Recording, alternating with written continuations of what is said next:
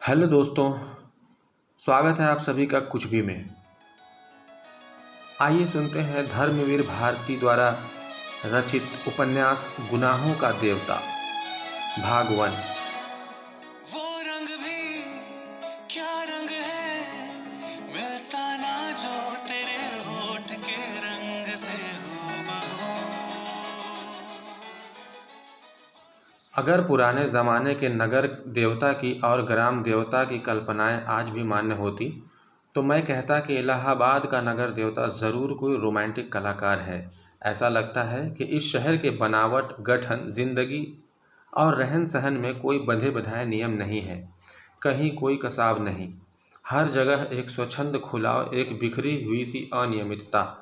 बनारस की गलियों से भी पतली गलियां और लखनऊ के चौड़ी सड़कों से चौड़ी सड़कें, यॉर्कशायर और ब्राइटन के उपनगरों का मुकाबला करने वाले सिविल लाइंस और दलदलों की गंदगी को मात करने वाले मोहल्ले। मौसम में भी कहीं कोई सम नहीं, कोई संतुलन नहीं। सुबह मलैजी, दोपहर अंगारी तो शाम रेशमी। धरती ऐसी कि सहारा के रेगिस्तान की तरह बालू भी मिले, मालवा की तरह हरे भरे खेत भी मिले और ऊसड़ और परती की भी कमी नहीं।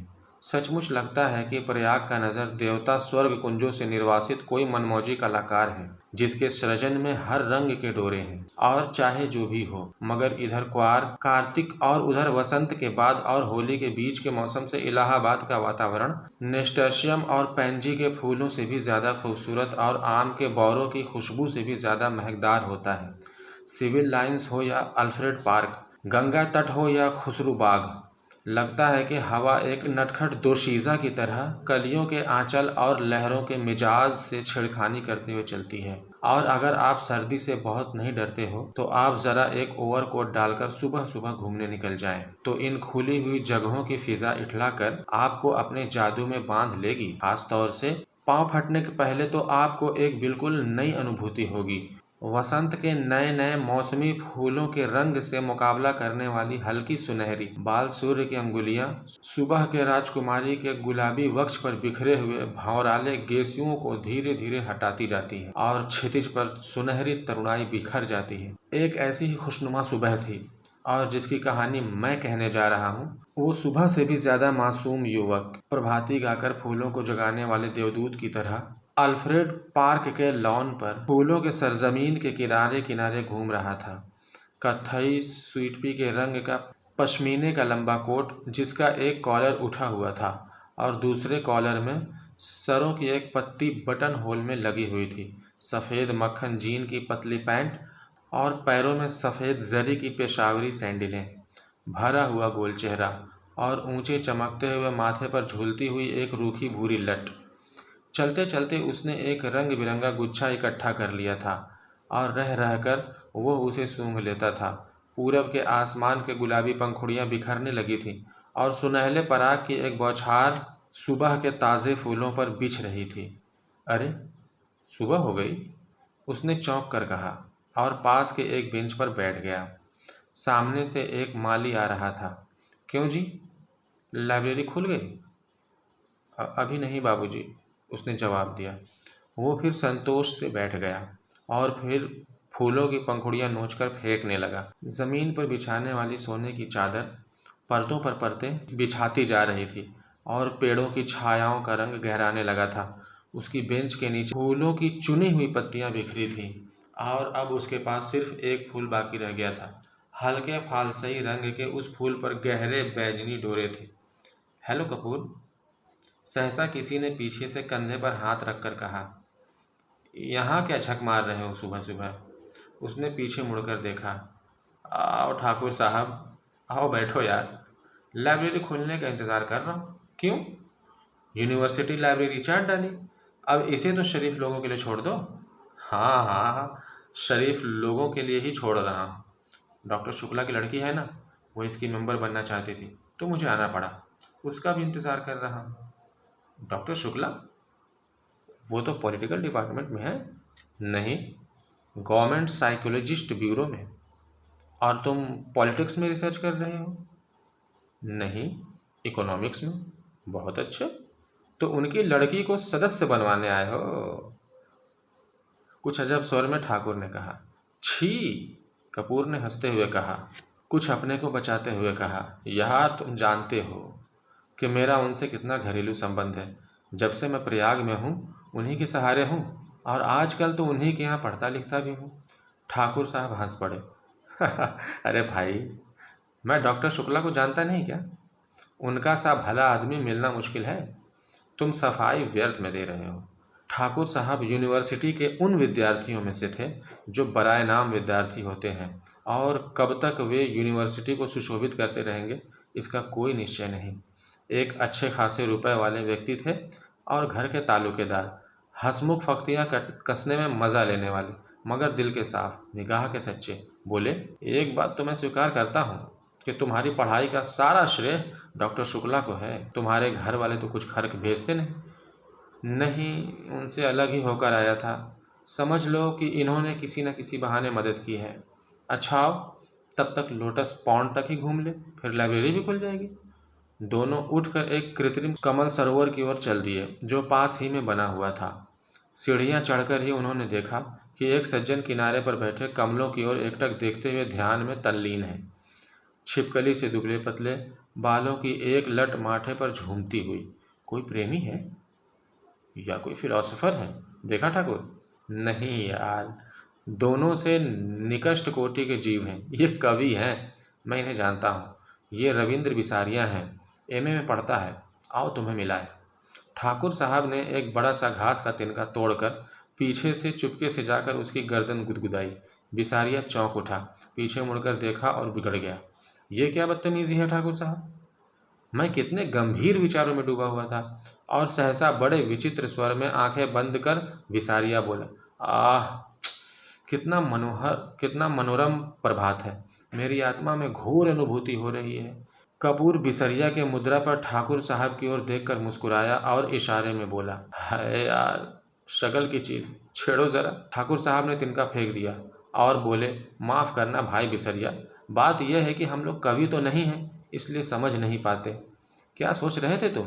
बिसरिया ने आंखें खोली और एक गहरी सांस लेकर बोला, मैं सोच रहा था कि आखिर प्रेम क्या होता है, क्यों होता है, कविता क्यों लिखी जाती है, फिर कविता के संग्रह उतने क्यों नहीं बिकते जितने उपन्यास या कहानी संग्रह। बात तो गंभीर है।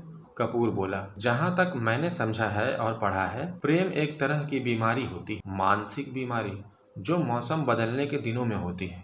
मसलन कुंवार कार्तिक या फागुन चैत, उसका संबंध रीढ़ की हड्डी से होता है और कविता एक तरह का सन्निपात होता है। मेरा मतलब आप समझ रहे हैं मिस्टर सिबरिया? सिबरिया नहीं, बिसरिया, ठाकुर साहब ने टोका। बिसरिया ने कुछ उजलत, कुछ परेशानी और कुछ गुस्से से उनकी ओर देखा और बोला, क्षमा कीजिएगा, आप या तो फ्रैडवादी हैं या प्रगतिवादी और आपके विचार सर्वदा विदेशी हैं। मैं इस तरह के विचारों से घृणा करता हूँ। कपूर कुछ जवाब देने ही वाला था कि ठाकुर साहब बोले, अरे भाई, बेकार उलझ गए तुम लोग, पहले परिचय तो कर लो आपस में। ये है श्री चंद्र कुमार कपूर, विश्वविद्यालय में रिसर्च कर रहे हैं, और आप हैं श्री रविंद्र बिसरिया, इस वर्ष एमए में बैठ रहे हैं। बहुत अच्छे कवि हैं। कपूर ने हाथ मिलाया और फिर गंभीरता से बोला, क्यों साहब, आपको दुनिया में और कोई काम नहीं रहा जो आप कविता करते हैं? बिसरिया ने ठाकुर साहब की ओर देखा और बोला, ठाकुर साहब, ये मेरा अपमान है, मैं इस तरह के सवालों का आदी नहीं हूँ, और उठ खड़ा हुआ। अरे बैठो बैठो, ठाकुर साहब ने हाथ खींचकर बिठा लिया। देखो, कपूर का मतलब तुम समझे नहीं। उसका कहना यह है कि तुम में इतनी प्रतिभा है कि लोग तुम्हारी प्रतिभा का आदर करना नहीं जानते, इसलिए उन्होंने सहानुभूति में तुमसे कहा कि तुम कोई और काम क्यों नहीं करते, वरना कपूर साहब तुम्हारी कविता के बहुत शौकीन हैं, मुझसे बराबर तारीफ करते हैं। बिसरिया पिघल गया और बोला, क्षमा कीजिए, मैंने गलत समझा। अब मेरा कविता संग्रह छप रहा है, मैं आपको अवश्य भेंट करूंगा। और फिर बिसरिया ठाकुर साहब की ओर मुड़कर बोला, अब लोग मेरी कविताओं की इतनी मांग करते हैं कि मैं परेशान हो गया हूँ। अभी कल त्रिवेणी के संपादक मिले, कहने लगे कि अपना चित्र दे दो। मैंने कहा कोई चित्र नहीं है, तो पीछे पड़ गए। आखिरकार मैंने आइडेंटिटी कार्ड उठाकर दे दिया। वाह, कपूर बोला, मान गए आपको हम। तो आप राष्ट्रीय कविताएं लिखते हैं या प्रेम की? जब जैसा अवसर हो, ठाकुर साहब ने जड़ दिया। वैसे तो ये वॉरफ्रेंड का कवि सम्मेलन, शराबबंदी कॉन्फ्रेंस का कवि सम्मेलन, शादी ब्याह का कवि सम्मेलन, साहित्य सम्मेलन का कवि सम्मेलन, सभी जगह बुलाए जाते हैं। बड़ा यश है इनका। बिसरिया ने प्रशंसा से मुग्ध होकर देखा, मगर फिर एक गर्व का भाव मुंह पर लाकर गंभीर हो गया। कपूर थोड़ी देर चुप रहा, फिर बोला, तो कुछ हम लोगों के भी सुनाइए ना। अभी तो मूड नहीं है, बिसरिया बोला। ठाकुर साहब बिसरिया को पिछले 5 सालों से जानते थे। वे अच्छी तरह जानते थे कि बिसरिया किस समय और कैसे कविता सुनाता है। अतः बोले, ऐसे नहीं कपूर, आज शाम को आओ, जरा गंगा जी चलें, कुछ बोटिंग रहे, कुछ खाना पीना रहे, तब कविता भी सुनना। कपूर को बोटिंग का बेहद शौक था, फौरन राजी हो गया और शाम का विस्तृत कार्यक्रम बन गया। इतने में एक कार उधर से लाइब्रेरी की ओर गुजरी। कपूर ने देखा और बोला, अच्छा ठाकुर साहब, मुझे तो इजाज़त दीजिए, अब चलूँ लाइब्रेरी में। वो लोग आ गए। आप कहाँ जा रहे हैं? मैं ज़रा जिम खाने की ओर जा रहा हूँ। अच्छा भाई, तो शाम को पक्की रही? बिल्कुल पक्की, कपूर बोला और चल दिया। लाइब्रेरी के पोर्टिको में कार रुकी थी और उसके अंदर ही डॉक्टर साहब की लड़की बैठी थी। क्यों सुधा, अंदर क्यों बैठी हो? तुम्हें ही देख रही थी चंदर। और वो उतर आई। दुबली पतली नाटी सी साधारण सी लड़की, बहुत सुंदर नहीं, केवल सुंदर, लेकिन बातचीत में बहुत दुलारी। चलो अंदर चलो, चंदर ने कहा। वो आगे बढ़ी, फिर ठिठक गई और बोली, चंदर, एक आदमी को 4 किताबें मिलती हैं। हाँ क्यों? उसने बड़े भोलेपन से मुस्कुराते हुए कहा। तो तुम अपने नाम से मेंबर बन जाओ और 2 किताबें हमें दे दिया करना, बस। ज़्यादा का हम क्या करेंगे? नहीं, चंदर हंसा। तुम्हारा तो दिमाग खराब है। खुद क्यों नहीं बनती मेंबर? नहीं, हमें शर्म लगती है। तुम बन जाओ मेंबर हमारी जगह पर। पगली कहीं की। चंदर ने उसका कंधा पकड़कर आगे ले चलते हुए कहा, वाह रे शर्म, अभी कल ब्याह होगा तो कहना हमारी जगह तुम बैठ जाओ चंदर। कॉलेज में पहुंच गई लड़की, अभी शर्म नहीं छूटी इसकी, चल अंदर। और वो हिचकती ठिठकती झेंपती मुड़ मुड़कर चंदर की ओर रूठी हुई निगाहों से देखती हुई अंदर चली गई। थोड़ी देर बाद सुधा 4 किताबें लादी हुई निकली। कपूर ने कहा, लाओ मैं ले लूँ। तो बांस की पतली टहनी की तरह लहरा कर बोली, सदस्य हूँ मैं, तुम्हें क्यों दूँ किताबें? और जाकर कार के अंदर किताबें पटक दी। फिर बोली, आओ बैठो चंदर, मैं अब घर जाऊँगा। ये देखो। और उसने भीतर से कागज़ों का एक बंडल निकाला और बोली, देखो ये पापा ने तुम्हारी लिए दिया है। लखनऊ में कॉन्फ्रेंस है ना, वहीं पढ़ने के लिए ये निबंध लिखा है उन्होंने। शाम तक ये टाइप हो जाना चाहिए। जहाँ संख्याएं हैं वहाँ खुद आपको बैठकर बोलना होगा। और पापा सुबह से ही कहीं गए हैं, समझे जनाब? उसने बिल्कुल अल्हड़ बच्चों की तरह गर्दन हिलाकर शोक स्वर में कहा। कपूर ने बंडल ले लिया और कुछ सोचता हुआ बोला, लेकिन डॉक्टर साहब का हस्तलेख, इतने पृष्ठ, शाम तक कौन टाइप कर देगा? इसका भी इंतज़ाम है। और अपने ब्लाउज में से एक पत्र निकालकर चंदर के हाथ में देती हुई बोली, यह कोई पापा की पुरानी ईसाई छात्रा है, टाइपिस्ट। इसके घर मैं तुम्हें पहुंचाए देती हूँ, मुखर्जी रोड पर रहती है। उसी के यहाँ टाइप करवा लेना और ये खत उसे दे देना। लेकिन अभी मैंने चाय नहीं पी। समझ गए। अब तुम सोच रहे होगे कि इसी बहाने सुधा तुम्हें चाय भी पिला देगी। सो मेरा काम नहीं है जो मैं चाय पिलाऊं, पापा का काम है ये। चलो आओ। चंदर जाकर भीतर बैठ गया और किताबें उठाकर देखने लगा। अरे, 4 कविता की किताबें उठा लें, समझ में आएंगी तुम्हारे? क्यों सुधा? चिढ़ते हुए सुधा बोली, तुम कहो तुम्हें समझा दें? इकोनॉमिक्स पढ़ने वाले क्या जाने साहित्य। अरे मुखर्जी रोड पे ले चलो ड्राइवर, चंदर बोला। इधर कहाँ चल रहे हो? नहीं, पहले घर चलो, चाय पी लो तब जाना, सुधा बोली। नहीं, मैं चाय नहीं पीऊँगा, चंदर बोला। चाय नहीं पीऊँगा? वाह वाह, सुधा की हंसी में दूधिया बचपन झलक उठा। मुंह तो सूख कर गोभी हो रहा है, चाय नहीं पियेंगे। बंगला आया तो सुधा ने महाराजन से चाय बनाने के लिए कहा और चंदर को स्टडी रूम में बिठाकर प्याले निकालने के लिए चल दी। वैसे तो ये घर, ये परिवार चंद्र कपूर का अपना हो चुका था। जब से वो अपनी माँ से झगड़कर प्रयाग भाग आया था पढ़ने के लिए, यहाँ आकर बीए में भर्ती हुआ था और कम खर्च के ख्याल से चौक में कमरा लेकर रहता था।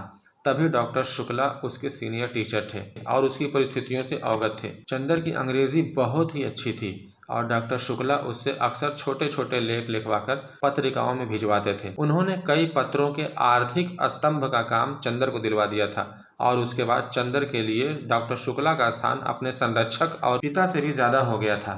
चंदर शर्मीला लड़का था, बेहद शर्मीला। कभी उसने यूनिवर्सिटी के वजीफे के लिए भी कोशिश नहीं की थी, लेकिन जब बीए में वो सारी यूनिवर्सिटी में सर्वप्रथम आया, तब स्वयं इकोनॉमिक्स विभाग ने उसे यूनिवर्सिटी के आर्थिक प्रकाशनों का वैतनिक संपादक बना दिया था। एमए में भी वो सर्वप्रथम आया और उसके बाद उसने रिसर्च ले ली। उसके बाद डॉक्टर शुक्ला यूनिवर्सिटी से हक कर ब्यूरो में चले गए थे। अगर सच पूछा जाए तो उसके लिए सारे कैरियर का श्रेय डॉक्टर शुक्ला को था, जिन्होंने हमेशा उसकी हिम्मत बढ़ाई और उसको अपने लड़के से बढ़कर माना। अपनी सारी मदद के बावजूद डॉक्टर शुक्ला ने उससे इतना अपनापन बनाए रखा कि कैसे धीरे धीरे चंदर सारी गैरियत खो बैठा, ये उसे खुद नहीं मालूम हुआ। ये बंगला, इसके कमरे, इसके लॉन, इसके किताबें, इसके निवासी, सभी कुछ जैसे उसके अपने थे और सभी का उससे जाने कितने जन्मों का संबंध था। और ये नन्ही दुबली पतली रंगीन चंद्र किरण सी सुधा जब आज से वर्षों पहले ये 7वीं पास करके अपनी बुआ के पास यहाँ आई थी, तब से लेकर आज तक कैसे वो भी चंदर की अपनी होती गई, इसे चंदर खुद नहीं जानता था। जब वो आई थी तब वो बहुत शर्मीली थी, बहुत भोली थी। 8वीं में पढ़ने के बावजूद वो खाना खाते वक्त रोती थी, मचलती थी तो अपनी कॉपी फाड़ डालती थी। और जब तक डॉक्टर साहब उसे गोद में बिठाकर नहीं मनाते थे, वो स्कूल नहीं जाती थी। 3 बरस की अवस्था में ही उसकी माँ चल बसी थी और 10 साल तक वो अपनी बुआ के पास एक गांव में रही थी। अब 13 वर्ष की होने पर गांव वालों ने उसकी शादी पर जोर देना और शादी न होने पर गांव की औरतों ने हाथ नचाना और मुंह मटकाना शुरू किया, तो डॉक्टर साहब ने उसे इलाहाबाद बुलाकर 8वीं में भर्ती करा दिया। जब वो आई थी तो आधी जंगली थी। तरकारी में घी कम होने पर वो महाराजन का चौका जूठन कर देती थी और रात में फूल तोड़कर न लाने पर अक्सर उसने माली को दांत भी काट खाया था। चंदर से ज़रूर वो बेहद डरती थी, पर न जाने क्यों चंदर भी उससे नहीं बोलता था। लेकिन जब 2 साल तक उसके ये उपद्रव जारी रहे और अक्सर डॉक्टर साहब गुस्से के मारे उसे ना खिलाते थे और उससे ना बोलते थे, तो वो रो रो कर और सिर पटक पटक कर अपनी जान आधी कर देती थी। तब अक्सर चंदर ने पिता और पुत्री का समझौता कराया था, अक्सर सुधा को डांटा था, समझाया था, और सुधा घर भर से अल्हड़ पुरवाई और विद्रोही झुमके की तरह तोड़ फोड़ मचाती रहने की तरह सुधा चंदर के आंखों के इशारे पर सुबह के नसीम की तरह शांत हो जाती थी। कब और क्यों उसने चंदर के इशारों पर यह मौन अनुशासन स्वीकार कर लिया था, ये उसे खुद नहीं मालूम था। और ये सभी कुछ इतने स्वाभाविक ढंग से, इतना अपने आप होता गया कि दोनों में से कोई भी इस प्रक्रिया से वाकिफ नहीं था, कोई भी इसके प्रति जागरूक न था। दोनों का एक दूसरे के प्रति अधिकार और आकर्षण इतना स्वाभाविक था जैसे शरद की पवित्रता या सुबह की रोशनी। और मज़ा तो ये था कि चंदर के शक्ल देखकर छिप जाने वाली सुधा इतनी ढीठ हो गई थी कि उसका सारा विद्रोह, सारी झुंझलाहट, मिजाज की सारी तेज़ी, सारा तीखापन और सारा लड़ाई झगड़ा सभी की तरफ से हटकर चंदर की ओर केंद्रित हो गया था। वो विद्रोहिणी अब शांत हो गई थी, इतनी शांत, इतनी सुशील, इतनी विनम्र, इतनी मिष्ट भाषणी कि सभी को देखकर ताज्जुब होता था, लेकिन चंदर को देखकर जैसे उसका बचपन फिर लौट आता था। और जब तक वह चंदर को खिजाकर, छेड़कर लड़ नहीं लेती थी, उसे चैन नहीं पड़ता था। अक्सर दोनों में अनबोला रहता था, लेकिन जब 2 दिन तक दोनों मुंह फुलाए रहते थे और डॉक्टर साहब के लौटने पर सुधा उत्साह से उनके ब्यूरो का हाल नहीं पूछती थी और खाते वक्त दुलार नहीं दिखाती थी, तो डॉक्टर साहब फौरन पूछते थे, क्या चंदर से लड़ाई हो गई है क्या? फिर वो मुंह फुलाकर शिकायत करती थी, और शिकायतें भी क्या क्या होती थीं। चंदर ने उसके हेड मिस्ट्रेस का नाम एलिफेंटा रखा था, या चंदर ने उसको डिबेट के भाषण के पॉइंट नहीं बताए, या चंदर कहता है कि सुधा की सखियां कोयला बेचती हैं, और जब डॉक्टर साहब कहते हैं कि वो चंदर को डांट देंगे तो वो खुशी से फूल उठती और चंदर के आने पर आंखें नचाते हुए चिढ़ाती थी, कहो कैसी डांट पड़ी। वैसे सुधा अपने घर की पुरखिन थी। किस मौसम में कौन सी तरकारी पापा को माफिक पड़ती है, बाजार में चीज़ों का क्या भाव है, नौकर चोरी तो नहीं करता, पापा कितने सोसाइटी के मेंबर हैं, चंदर के इकोनॉमिक्स के कोर्स क्या हैं, ये सभी उसको मालूम था। मोटर या बिजली बिगड़ जाने पर वो थोड़ी बहुत इंजीनियरिंग भी कर लेती थी, और मातृत्व का अंश तो उसमें इतना था कि हर नौकर और नौकरानी उससे अपना सुख दुख कह देते थे। पढ़ाई के साथ साथ घर का सारा काम काज करते हुए उसका स्वास्थ्य भी कुछ बिगड़ गया था और अपनी उम्र के हिसाब से कुछ अधिक शांत, संयम, गंभीर और बुजुर्ग थी। मगर अपने पापा और चंदर, इन दोनों के सामने हमेशा उसका बचपन इठलाने लगता था। दोनों के सामने उसका हृदय उन्मुक्त था और स्नेह बाधाहीन। लेकिन हाँ, एक बात थी, उसे जितना स्नेह और स्नेह भरी फटकारें और स्वास्थ्य के प्रति चिंता अपने पापा से मिलती थी, वो सब बड़े निस्वार्थ भाव से वो चंदर को दे डालती थी। खाने पीने की जितनी परवाह उसके पापा उसकी रखते थे, ना खाने पर या कम खाने पर उसे जितना दुलार से फटकारते थे, उतना ही ख्याल वो चंदर का रखती थी। और स्वास्थ्य के लिए जो उपदेश उसे पापा से मिलते थे, उसे और भी स्नेह में पाकर वो चंदर को दे डालती थी। चंदर कै बजे खाना खाता है, यहाँ से जाकर घर पर कितनी देर पढ़ता है, रात को सोते वक्त दूध पीता है कि नहीं, इन सब का लेखा जोखा उसे सुधा को देना पड़ता था। और जब कभी उसके खाने पीने में कोई कमी रह जाती तो सुधा की डांट खानी पड़ती। पापा के लिए सुधा अभी बच्ची थी और स्वास्थ्य के मामले में सुधा के लिए चंदर अभी बच्चा था।